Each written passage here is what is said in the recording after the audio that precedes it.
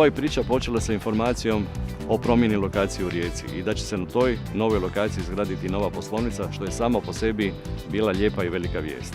Svaki dio poslovnice ima svoju priču, a veliko smo pozornost posvetili upravo detaljima, jer smo i time željeli pokazati našim klijentima da su nam oni centar svega.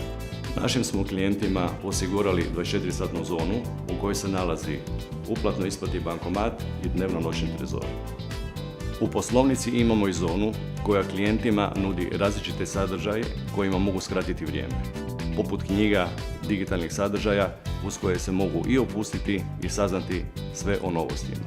Mislim da ovom poslovnicom samo pokazujemo da smo banka koja je usmjerena na klijenta i da nam je glavni cilj imati zadovoljnog klijenta.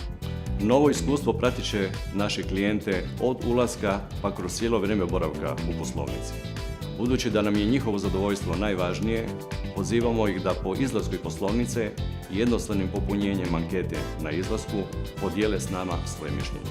Smatram da će nova tehnologija uvelike pomoći pri rješavanju nekih stvari i da ćemo isto tako postići moderniji pristup banke i sam odnos djelatnika prema klijentu. Mogu sa sigurnošću reći da ćemo biti prva u nizu poslovnica zadovoljnih korisnika naših usluga. Tim u Rijeci dorasao je izazovima koji su pred njima. I što je još važnije, vjerujemo da svojim angažmanom doprinosimo zadovoljstvu naših klijenata i to ćemo činiti i dalje.